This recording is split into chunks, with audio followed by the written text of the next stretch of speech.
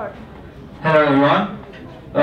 The idea I'd like to present to you is called Opt-in Wizard, and what's all about? It's about the developers, WordPress developers. There are millions of sites based on WordPress platform, and usually they try to make sales, right? I mean, everybody makes a website, try to get a few sales.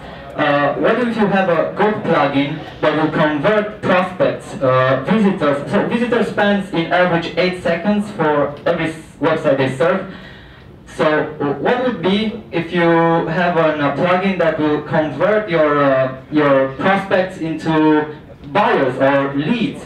So the plugin refers to a opt-in generation system, very well made in based on conversions. So the main goal of the plugin is to convert prospects into email leads. And hands up, I guess.